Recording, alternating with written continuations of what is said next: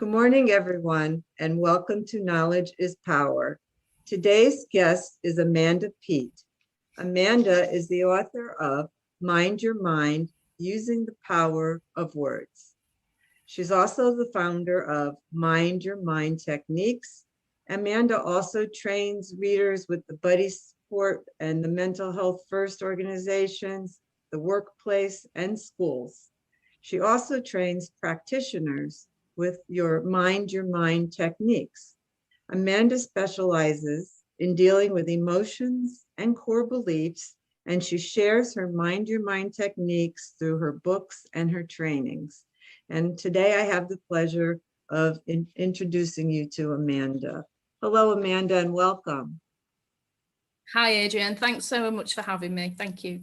It's my pleasure. And I guess we should get right down to it. So Mind Your Mind. Can you tell me a little background behind that? Yeah, sure. So I wrote this. Mind Your Mind is my list. This is the one I've been using for talks and things, which is where I've got all my tags. It's a book that I've released this year in February, and it's one that's been mulling around for quite a while. So probably about 3 years it's been mulling around, but it just got to the point where it was ready to be written last year. So that's what I did. But I've always been interested in things to do with your brain and how your brain works, mainly from a personal point of view. When I was younger, I had a lot of issues, mental health issues, and from probably the age of about 12, 13, all the way up into my late 30s. Then I came across something called EFT, Emotional Freedom Technique, or tapping, which uses acupressure points and the power of words. And I self-taught myself. I taught myself that through YouTube videos, various different people from the States, Brad Yates, and I wanted to make sure that I was up to speed with it all. And so I became more and more involved with it. One of the techniques within EFT is about core beliefs. So the core beliefs are things like I can't paint, I can't cook, I'm useless, I'm not worthy, I'm worthless, all these core beliefs. And I became really interested in these really small, powerful sentences. The technique with EFT was, it's for some of the issues. I was living up in Scotland, and I was working with a lot of people with PTSD, post-traumatic stress disorder. Lots of people relate that to ex-military, but anybody can have, and women, military or non-military, can have PTSD. And so I found that some ladies, after giving birth, the trauma, there was PTSD following the births and things. Some was complex, and some was just one big life event. So I sort of worked a way of finding these core beliefs without actually having to ask the person. So it was more about, okay, let's as the person was talking to me, instead of asking them lots of questions and trying to ask them to put it into words, it was more, okay, well, you've just said I can never trust anybody, and I'd pick out these core beliefs, because once you start spotting a core belief, they crop up everywhere. You hear them on the TV, on the radio, on conversations. You just hear all these limiting core beliefs. And a lot of these core beliefs are things that we've had between the ages of 0 and 6. So depending on our families, we can inherit them from our families. It can be a core belief that runs generation after generation. You always have to put everybody else first. Don't all of these things. And so the core beliefs, I developed this technique that was just using words. So for some of the clients, they didn't really get the tapping, and they weren't really comfortable doing that. So I developed a technique that uses the words. So my book at the beginning sort of talks about how your brain stores and keeps these core beliefs and emotions as well. And then the second half of my book looks at, so this is what you need to do, and this is how you do it. So that the second half are lists and lists of core beliefs. Now, most people, if you put a list in front of them, they'll go, whoa, I've got all of those. And they might be a bit like, this is going to take you years. And it's like, no. If you get to the roots, if you get to the big boy, the root of the core belief, which is the one that's that arrived first, and then all the others are built on around it because of that core belief. The others like dissolve away. So you could have 5 around a particular thing, but if you get rid of the big one, the others sort of dissolve away because they've got nothing to hang on to anymore. The one that was supporting them all, the foundation core belief, is gone. So it's like an anchor. It's like an anchor. Yeah, exactly. Yeah. So once that's gone, there's nothing for it to hold on to. So the others go, well, we haven't got a job now because he's gone. So let's, they go. Sure. And it is using words. So, and because our heads are attached to our bodies, but we don't always remember that, what goes on in our heads has, has a direct impact in our bodies. And the science for that, I refer to 4 different scientists in here. Candice B Perch. Yes, go ahead. Candice Peet. Yeah, Candice B Perch. She's a scientist that sadly she's passed away now, but she has the most amazing books that you can read about how the cell biology works. But she was the first, and a woman, but she was the first scientist to find out, that there is an absolute correlation between what your thought is and the behavior of your cells, and that behavior happens pretty much immediately. So she was looking at something for opiate receptors. She was doing for when people have had a drug overdose. She was looking at the opiate receptors and how she could find some way of, if somebody has had an overdose, what you can then give them to their system to almost trick it into thinking that it hasn't, so that it can, the cells can behave in a normal way again. But whilst doing that, she found out that, about this major breakthrough, that our thoughts affect our bodies. And that was only 37 years ago. So it's not that long ago that wow. for that science. So when people say to me, oh, well, if it was that easy and you can just use words, then why isn't everybody doing it? And it's like, well, the science to support it is relatively new, really. It's not, if she hadn't done that work then, I wouldn't be doing this sort of work now, because she had to do her bit and other people had to do their bits. And so we all fit into this big old jigsaw of doing things to follow on from the work of other people, and we keep that work alive. So she was the first one that of that school of thought that you read. Yeah, so she there's a number as well. There's a number of different people. There's a quote here that I've got in my book by a lady called Samthorpe. So it's a book. Her book is Meta Messages from Your Body. And this says, it's only by delving into the subconscious mind that you'll be able to see how the belief system that you are operating with gives you information to act and respond in the world. So if you have a core belief of, for instance, if a child has been told many, many times, you are naughty, you're a naughty boy, he's got in his mind a core belief of, I am a naughty boy. So therefore his behaviour he needs to provide evidence to support that core belief, because that's what he believes in his subconscious. Wow. So his behaviour becomes naughty, just to prove that, yes, you're right, I'm a naughty boy. So not until he changes that core belief of, actually, that was a moment of naughtiness, I'm a good boy, but I have moments of naughtiness, so that he can sort of look at it in a different way, that actually, yes, I am a good boy. Then once he believes he's a good boy, then his body and his cells all start to operate in that way. So his actions, his movement, his thoughts, his reactions verbally to everything will be much, much different. So the core beliefs that are really powerful.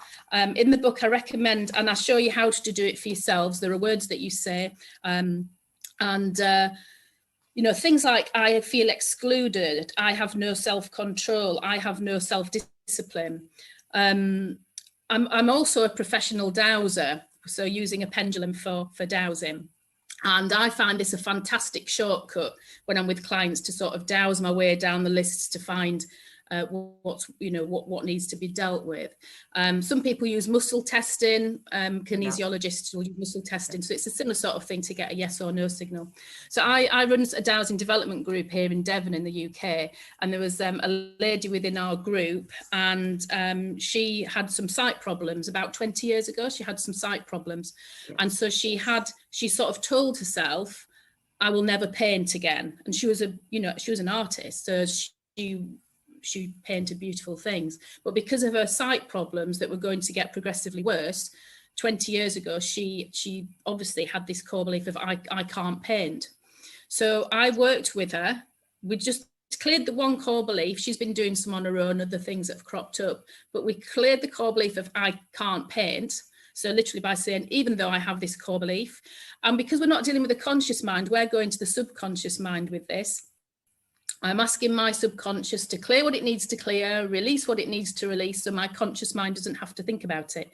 Because our conscious minds get so full of things that our subconscious is sending them, when actually it's just that part of your brain just isn't fast enough to deal with it. So we did this one core belief with her of I can't paint, and then she, you know, literally changes. So as soon as you've said the words, that's it. The action starts internally. Your cellular level, things start to change. And then the following week, I sort of had a chat with her, and she produced 2 beautiful paintings. She said, the block has been cleared. For 20 years, I haven't painted because I thought that I couldn't. She said, but I can. And so she'd cleared it. So just by clearing that tiny little sentence, she was able to open back up again to her passion. So you're telling me that something that I'm a traditionally trained registered nurse. To me, that originally would sound like something that would take years of therapy to clear. You're telling me that in a week? Well, just one session. We just cleared the one core belief. So you clear the core belief, and that's, but because our conscious brains, our conscious minds work at 2,000 bits per second. So 2,000 bits per second. I don't really know how fast that is, but when you compare it with your subconscious mind, which works at 400 billion bits per second, you can see that our conscious minds are so much slower. Sure. So it's not surprising when we're trying to consciously go, right, dig everything up, think about that life event, how did that make me feel, and try and put it into words. It's, you know, your brain is then bombarding you. So your subconscious mind doesn't really have any empathy, no sense of humor, doesn't really care if you've had any sleep or not. It just will bombard you. So if you've had a bad night and in the following day you suddenly start to feel angry about something, you're basically asking your subconscious mind, the subconscious mind, whether you're he or she, but the subconscious mind will just think, all right, anger, you want some of that, do you? Have this lot. And it will surge everything forward, all these thoughts, memories, anything that's stuck within your system of the past anger. So that's why people get these panic attacks. You get that heat that rises. I've had them, years ago I had them, and where you just get that heat that rises, and then it's just like, right, my whole body is going into shutdown. I can't deal with anything. I just need to go home somewhere safe and hide away from everybody. And it's just, so your conscious brain, I think, and it says it in the book, you just need to give yourself a bit of a break from it. It's not you, it's not what you have or haven't done or what you can or can't do. It's just literally that bit of kit. It isn't, you know, we're using it in the wrong way. We're trying to think consciously with everything. Whereas if we just say, okay, subconscious mind, I'm asking you to deal with it. And that's why the words are so broad. It's, I'm asking you to release what needs to release and change what needs to change, because it knows. It works at 400 bits per second. It's got all the information. It knows exactly. But just because you can't actively think with that part of your brain, you can still ask it to do things. So when, as a kid, if somebody says to you, I don't know, I had a client where the kids used to tease her at school and call her pizza face, and that really stuck with her. So but words have put that there. So words put it, your conscious and your subconscious mind have heard it. So why can't words take it away? Words put it there, so words can take it away. And I read that little sentence, years ago, and I don't even know where I read it, but that's something that I always think about. Well, yeah, words have put it there, so surely words can take it away. And with life events, we all have life events, and when we think of them, I've got a list in the back. In the back of my book, I mention a few within the book about sort of depression and bits and bobs of things, but there's just a list, rolling list of some of my life events. I read that and I was overwhelmed just reading it. So, but that's amazing. So we all have life events, and how we think about them. There's a technique in the book about emotions. So there's emotions and core beliefs. So it gives you the words to ask to clear that emotion as well. So we'll always have emotions, right? But when you're thinking in the moment, you can feel that emotion, you can recognize it. It's not got tangled in with past stuff. It's just the here and now for this moment. Yes, I'm angry. I know I am angry. And you can consciously work it through. But when you've got that surge of everything else, it's so difficult to find that clarity. And to separate it. So then core beliefs and emotions are not the same thing. No. So there's a list of emotions in here. And we all have them. We all have lists, loads and loads of different emotions. A good example of the emotions is last year when everything went berserk and there was panic, people panic buying and everything. It was almost like I felt like I was a bit of a fly on the wall, sort of observing this and thinking, but this isn't panic for the here and now. Yes, people are worried and people are panicked, but some of the outbursts of panic was almost like their systems were getting completely overloaded because they hadn't actually cleared out the past panic. So they were getting the here and now with all the past. So their brain was acting a bit like Google, where if you haven't cleared things and had a good declutter of your mind, then it acts a bit like Google. So you give it an emotion, you consciously feel that emotion, and then it gives you a wallop. It gives you every result you've ever had, which can be, hundreds and thousands and millions. So the panic last year, I just kept thinking, but I would be so interested to see how people would have reacted if they'd already cleared. You can think with clarity when you've not got that surge of past and old baggage creeping up behind you. You can really think with clarity, and it helps you to think about memories. You don't lose the lesson. So if you have a core belief of like I will never trust, which lots of relationships break down and go, that's it, I'm never trusting anybody ever again. And you make that vow to yourself. So you've said it out loud, you might have chatted to your friends and said, that's it, no more. So it remembers that. So then, 5 years down the line, when you're ready for a relationship and it's like, well, I don't even know why I can't get one, because that you haven't unpicked it. My goodness. I bet you a lot of people will benefit just from that one tip. So vows are an interesting topic. Is there any more you'd like to say about vows? Well, yeah, I think with the vows, we do say them.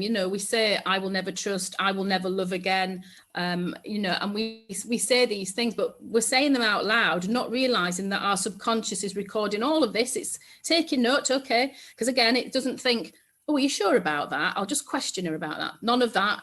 Just takes it all on board as absolute fact. And it won't know that you're joking because it doesn't have a sense of humor. So even if you were joking about something, it might not necessarily realize that you were joking. It just takes that information. But yeah, when you've said I do, sometimes you have vows and you can still be attached even after a divorce. You can still be energetically attached to another person as well. But again, with this technique, you can dissolve that. Yeah. So there's a lot of talk, a school of thought about thoughts become things. And so then there's a lot of panic. You try to survey all your thoughts. And then I tried this for a day just to see how it feels. It could make you go crazy. And then we know the cells can hear what we're thinking. And so is there a certain amount of time we have to think of something before, or does it hear every single thing that we're thinking all the time?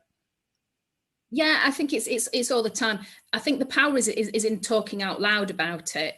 When people say, "Oh, it's good to talk," Yes. It is good to talk, and I encourage that. But I also encourage you to talk to yourself. So when people go, "Oh, you're talking to yourself?" Yes, I know. And my daughter's 6. This is her unicorn behind me. Very cute. She will say, "Mum, are you talking to me? Or are you talking to yourself?" So I'm just talking to myself. Okay, that's fine, because she knows I'll talk out loud to myself. Sure. Because when you say things out loud, you can say things in your head, and it builds up out of proportion, and then it becomes something really much bigger than what it is. But if you say it out loud, you either think, "Oh, that just doesn't feel right at all," or you can really feel the power of it. So part of the technique in the book is to say the core belief out loud. So if you don't have a shortcut of muscle testing or anything like that, you just literally read down the list, and you would start at the top of the list and say them out loud. So yeah, I don't matter, I'm not special, I am alone, I'm unwelcome, I am bad, I am broken, all these things that we have, but they're so wide reaching. So you might think they're linked to one thing, and you don't need to understand what it's linked to. That, hand it over to the subconscious, hand it over to the fast bit. Yeah, you don't need to understand what they're linked to, but saying it out loud gives it that power. So if I was working one-to-one with somebody, and when I'm training the practitioners when they're working with their clients, they would always say, "Okay, I'm going to suggest a core belief. If you can say it out loud and then say whether it feels true, false, or somewhere in between." Because sometimes you think, well, there's sort of something there, it's not really true for me, but yeah, I don't think it's one of mine, but you know, these can be inherited, they can come from all over the place, and you just don't know where they've come from. So saying it out loud, you really feel the power of it, and then you're using words out loud to feel the power.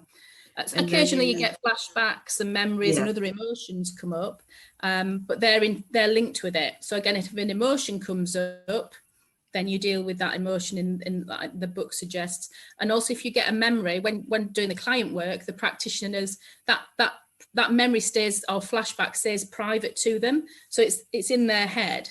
Right. So they don't need to. Nobody needs to share that.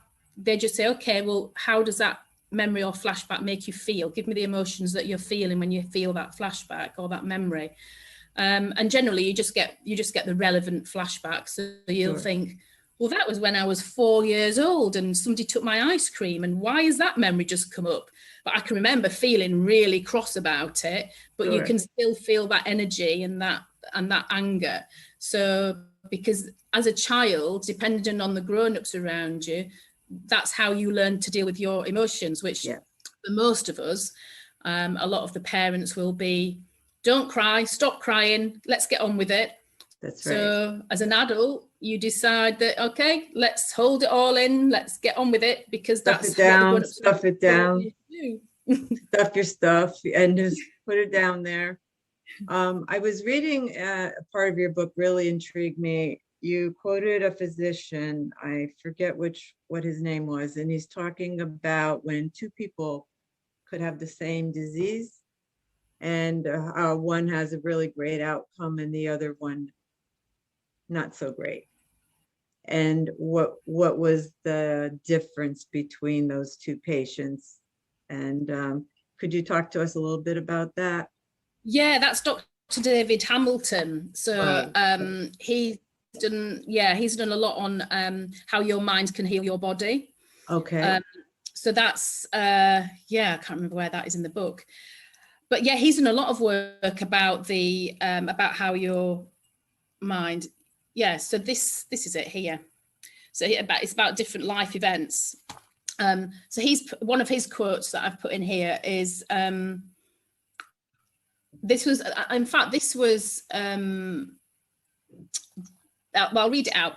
"And just as attitude affects the heart, the Yale scientists even concluded that attitude was more influential than blood pressure, cholesterol levels, smoking, body weight, and exercise levels in how long a person lived." So they're saying the attitude was much more important than all the other things, because it's that whole thing. I mean, some people I've tried this years and years ago, and you can work on affirmations. So, Yes. you know, I think it's, oh, I can't remember his name now. It'll come back to that one. It'll come back to me if it's relevant. Sure. Yeah, My that's right. subconscious will send it forward if it's relevant. That's right. I'm starting to get the hang of this. Well, the other thing you quoted a lot in your book, one of my favorites, Dr. Bruce Lipton, who wrote The Biology of Belief. And every time I revisit that book, I see something else and something else. And that's where I also learned at first that all our cells are listening. Yeah. Yeah. So I'm curious how you came upon him, and what part of his work stands out to you the most? But probably for about, well, since I qualified as an EFT practitioner, I've just been reading neuroscience and all books around mind, intention, all, you know, the law of attraction stuff, all sorts of things that come up. And I probably first read his book about, I just became a sponge. I had 2 years. There was a point in my life where I'd basically lost everything. Me and my ex-husband, we had a pub together. The pub company put the rent up, and we lost everything. So I chose to call that my luxury of time. So I had literally 2 years, plus I was still trying to deal with my depression, which was sort of keeps, you know, you didn't have time to recover from one life event before another one came and battered you back against you. Try and get back up again. Yes. It's such hard work.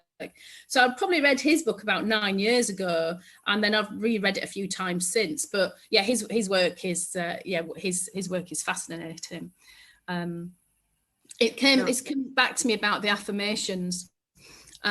So the affirmation, like if you say I can be happy, I will be happy, and you sort of say it as a mantra, or you say it 40 times, and that will work for in that time, in that moment. But if you change that affirmation to sort of link it as a core belief and think of it as a core belief, so if you try to investigate it, you sort of turn detective, and instead of saying I will be happy, just checking on the core belief of I can't ever be happy. Because if you've got an underlying core belief of I can't ever be happy, or I don't deserve happiness, or I don't deserve, then you can say the affirmation 1,000 times, but it's always going to ping back. So when some people say these affirmations aren't working, they will work, but what you need to do is get the core beliefs out of the way as well. But once you've changed those core beliefs, it's like it naturally happens. You don't have to forcefully do anything. It's just natural. It's just the way of being is just so natural. And I suppose the other thing to deal with is like reactions. So your reaction to what other people say or do, how that makes you feel, that's a great opportunity just to clear all of that lot there and then, because if you can clear those, they've come up strongly, because then the next time that person says something to you, it's like, that's your opinion. There's nothing personal. You're not taking it really personally, but your reaction to things only get really pack a punch when there's something inside that's trying to, so those people that niggle you and poke you and make you feel all these things, they're actually doing you a favor, because those are the opportunities where you can go, right, okay, I'm writing all this lot down, and I'm gonna clear it off, because I don't want to react like that. I don't like feeling like that. And actually those people then dissolve away out of life, and you find other people as well and then you keep sort of growing that. So what would be, I know what affirmations are, and I understand the concept of clearing the core belief first. What would be an example of, instead of doing an affirmation to clear it, what is your technique? Can you give us a little sample of what that looks like? What, to do one? Yes. Yes. Would you like me to do a demo with you? Yes, I think it would be helpful. Yes, because for our viewers, this is new to a lot of them. And I think if they got a flavor for it, maybe, and I do encourage them to get the book. It's so fascinating. And okay, let's do that. I'll find myself a piece of paper. So what would you like to go for? Would you like to go for a core belief or an emotion? Core belief, a core Okay. belief. Have you got any that you'd like that's come up for yourself that you'd like, or would you like me to find one and suggest one? Find and suggest, that would be fun. Okay. So what I'm going to use, I'm just using my pendulum to find it. So, or you can muscle test down, but I'm just going to use that to find one. Ooh. Right. I'll come up with one here. Right. Okay. And the other thing to remember is the wording for these, what the words are. Your perception of those words may be different to what other people's perceptions of those words are and mean. So we all give different different meaning.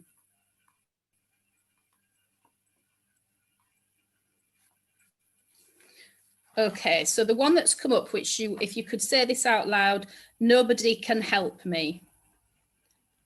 You want me to say it out loud? Yes, if you say that out loud, and then you can feel the strength and let me know whether it feels true, false, or somewhere in between. Nobody can help me. It's in the middle. Okay, so we've got in between. Okay. So would you like to release that core belief? Sure. Okay, let's go for it. So I'll say some words, and then if you just copy the words that I'm saying, and then at the end I'll ask you to take a deep breath, and then we'll just sort of have a little chat through, you know, how that felt. So even though I have this core belief, that nobody can help me, I'm now choosing to stand in my own personal power and release that core belief. I'm asking my subconscious to release what needs to release and change what needs to change, so my conscious mind doesn't have to. That was then. This is now. I'm now choosing to release that core belief safely and completely through all space and time and throughout my whole system. And then if you want to take a nice deep breath, I forgot to say I'm a yawner. So when I feel sort of energy shifting or know something's on the move, I start to yawn. So it's not just a late night. So as you were saying that, did you have memories, flashbacks, or other emotions come up for you? Some memories of when I wasn't being helped. Okay, so I don't need to know what the memories were. Yep. That's private to you. Yep. But when you think about those memories, are there any emotions? How does it make you feel? Sad. Okay, and what number would you give 0 to 10 of the sadness? Oh, an 8. Okay. Are there any other emotions? A little anger. Okay, and what number would you give to that? 5. Okay. So sometimes you get emotions that buddy up together. So are there any others that have come up for you? No, that was it for those. Okay. Yeah. So do you feel safe, and would you like to release those emotions? Sure, absolutely. Okay. So if you repeat after me, even though I have these emotions of sadness and anger that were linked to that time, I am now choosing because I get to choose to release those emotions as they are no longer working for me. I'm asking my subconscious to release what it needs to release and change what needs to change. And change what needs to change. So my conscious mind doesn't have to. So my conscious mind doesn't have to. That was then. That was then. This is now. This is now. I'm now choosing. I'm now choosing To release those emotions. to release those emotions. Safely and completely. Safely and completely. Through all space and time. Through all space and time. And throughout my whole system. And throughout my whole system. And then if you take a nice deep breath. Or yawn. The yawn comes with the deep breath.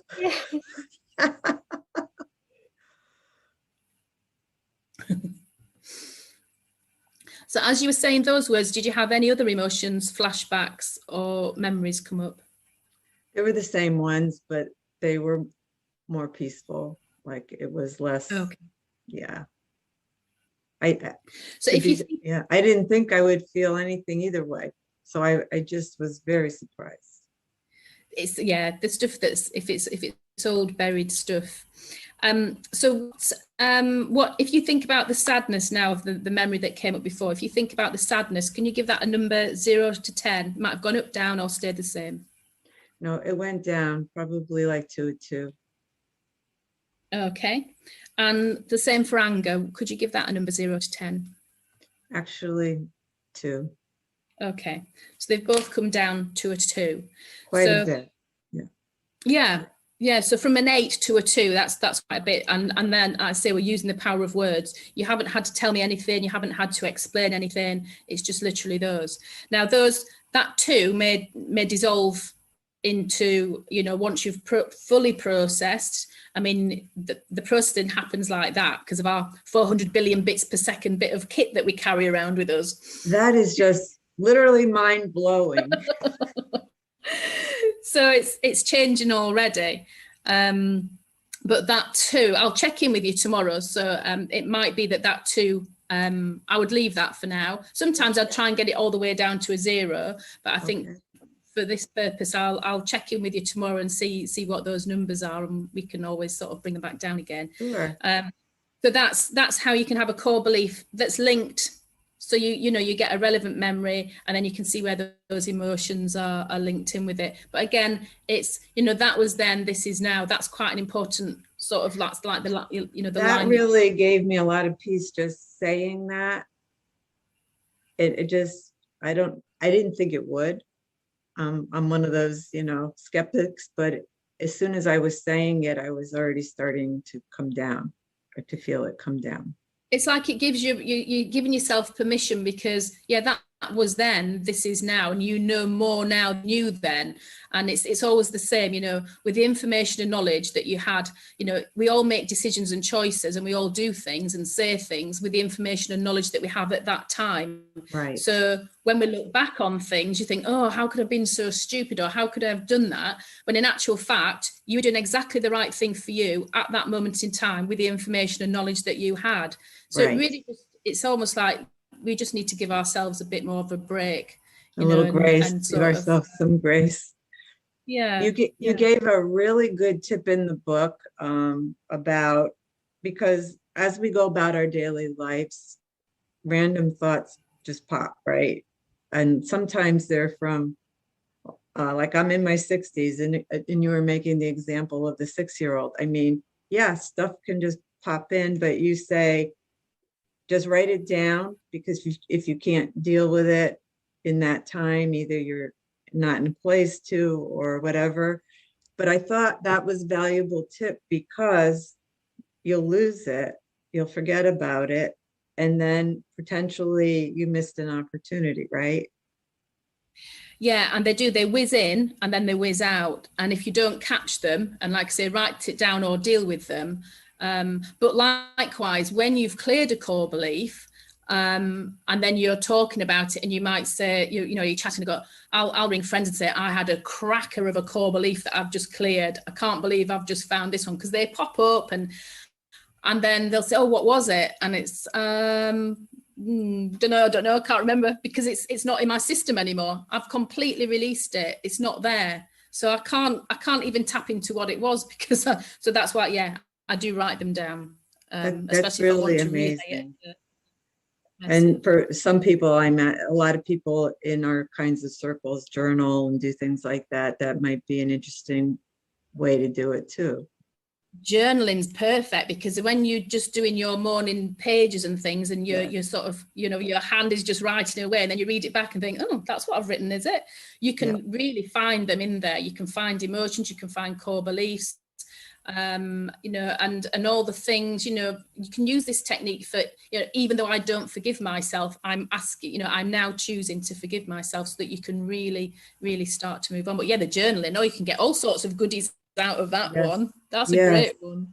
I like that because I just began again. I lost it for, you know how you go in cycles and then you lose it. The pandemic was a good time to really do it, right, and reflect on life.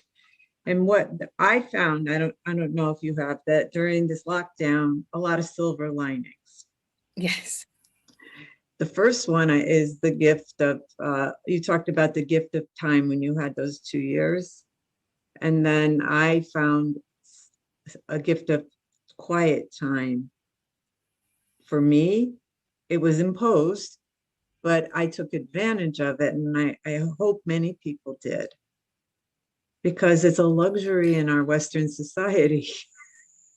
And people find that really difficult to sit with themselves. So, you know, the people that are always busy and they're always doing something, they're always here, there and everything, they're doing everything and they can't sit still. There's a little bit of a fear of sitting still because there's a little bit of resistance in themselves, because if they sit still, then they're going to have their own thoughts. Right. And if you have your own thoughts, maybe you're going to think about things that you don't want to think about. But if you have a technique that's so easy that you just need to sit and say words, then it becomes less scary. It's a kind way. It's a kind way of dealing with them. But yeah, and those where you do think of your words. I know when I first started doing yoga about probably 10 or 11 years ago, I just couldn't concentrate. It was like, you know, when they sort of, you try and lie quietly, I was thinking, I've got that to do, I've got to file that away, I've got to ring that. I think at the time, I organised exhibitions for a while, international exhibitions at the NEC. So I was on the operations side, so dealing with all the contractors. So I was given an empty hall, and then my job was to spend 12 months building it up. So there was always something to think about. So it's like, oh, have I done that? Have I spoke to that exhibitor? Have I done that? And just could not find any peace anywhere. You know, your mind was, I think people call it now, don't they? They say I've got too many tabs open, you've got too many things open. And it's just, so now it's just really nice to sort of have your mind, be able to stare at the clouds. And I do it with my daughter. We lie down on the sofa and we just stare at the clouds and do a bit of cloud watching.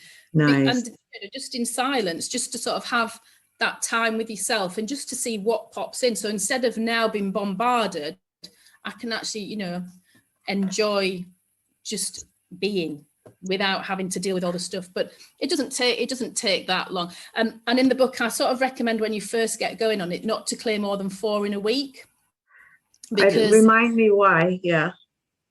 Well, they're powerful little sentences.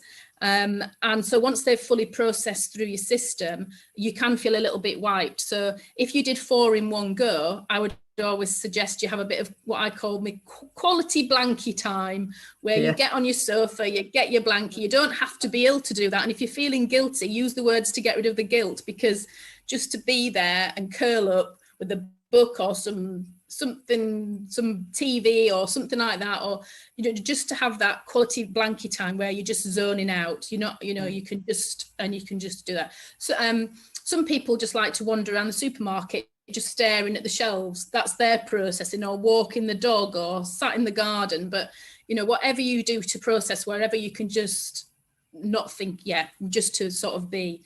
But 4 in a week to get going is enough when you're doing it yourself.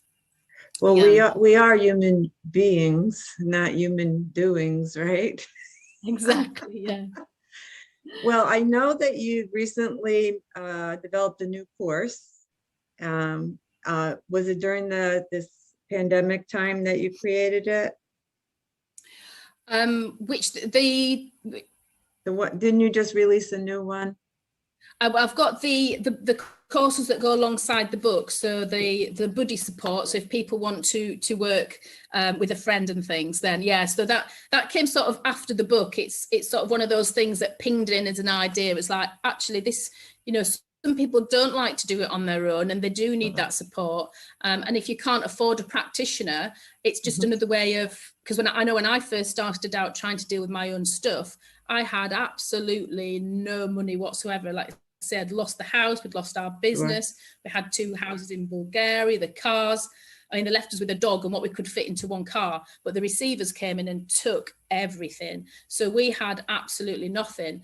So I was so grateful and thankful to the people that were putting out information where, you know, on YouTube, where you can do tap-alongs, because you can get so much from those. So yeah, the buddy up is for, you know, and just if friends wanted to do it, it might be that on a Saturday afternoon you meet, have a walk, and you sort of chat through it. But when you can hear each other talking, you also pick up and you go, there's one there. But if they're your buddy and they're supporting you, you don't mind that they've just pointed out you've got a core belief. You probably wouldn't want everybody doing it to you, but if you've made that connection, it'd be a bit annoying. Exactly. Some people are trying to make you mad, but if it's your buddy, your partner in crime, so to speak. Yes. So on your website, I think you also, and in your book, have a list of practitioners. Yeah, so those are the practitioners that have been, they've been trained in the Mind Your Mind techniques. So they work alongside. So I've got a business coach. There's a lady up in Scotland who's a master coach. She works with businesses. Well, she works mainly with ladies, entrepreneurs.